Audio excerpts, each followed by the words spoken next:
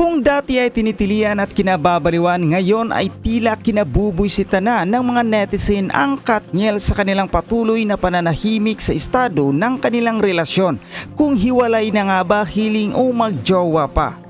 Viral ngayon ang isang video ni Catherine Bernardo at Daniel Padilla na nagsasayaw na kuha sa event ng Omega PH Celebrity Golf Event. Ini-upload ng isang netizen sa kanyang ex post sa hindi malamang dahilan o upang ipakita siguro ang isa sa mga ramdam nilang sitwasyon ng Katniel na nasa malamig na samahan. Mapapanood sa video na hindi magkayakap o magkadikit ang mga katawan ni Catherine at Daniel sa isa't isa. Nakaunat ang kamay ni Catherine na nakahawak sa balikat ni Daniel habang nakaangkla sa isa't isa ang dalawang kamay ng aktor. Walang makapagsabi kung nasa gitna ng isang parlor game ang dalawa, pero malinaw na nais nilang magkaroon ng pagitan sa isa't isa.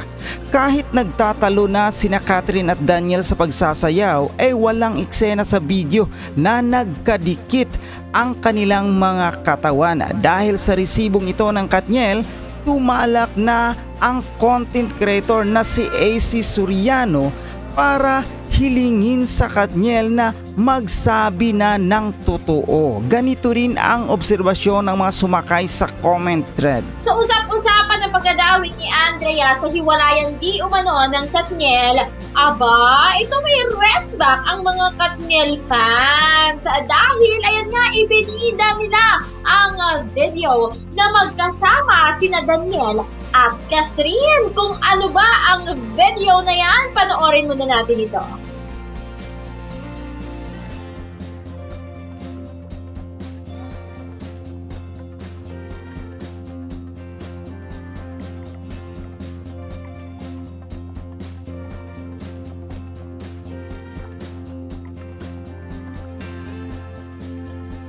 Yes, ayan nga ngayon ang super viral na clip na pinost ng mga Katniel fans all over the social media world at ibinida nga ng mga fanay ang video ni Daniel Padilla at Catherine Bernardo na magkasama sa isang event upang patahimikin ang chikang hiwalay na itong Katniel. Actually trending November 14 kahapon yun sa X o dating Twitter itong Katniel dahil sa viral video ng dalawa. So nakita sa video na super enjoy sa pagsasayaw sina Daniel at Catherine, cute ng Katniel. Please, may choreo pa sila. Can't believe we saw them in one frame again after 2 months. Saad ng isang fan.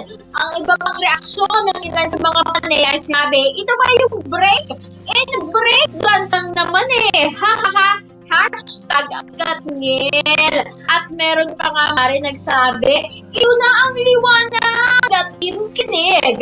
Oh my God, nagsasayaw ang Katniel. So, ayan na, after 2 months, napakahaba nga na 2 buwan, for someone na super inaabang ng mga panay na magbasa mga litrato or videos ng magkasama. Ngayon lang ulit, diba? Kuha pa rin na nagsasayaw ang dalawa with matching choreo. So, tapos na. Ayan ang chismis na hiwalay ang dalawa dahil magkasama sila. Pero Mare, kung matatandaan mo, nung nachichika ang Nadine at James Reid na hiwalay, na hindi pa nila kino-confirm, di ba marami rin naman silang mga video, di ba? Hindi naman natin sinasabi na hiwalay ang Katniel kasi makikita mo naman ang closeness nila at super sweet nila dyan. Yes. Natapagtaan ko lang yung JD ng mga panahon na yun, meron din silang mga pictures, di ba, videos na nakikita sila in one frame kasi civil sila.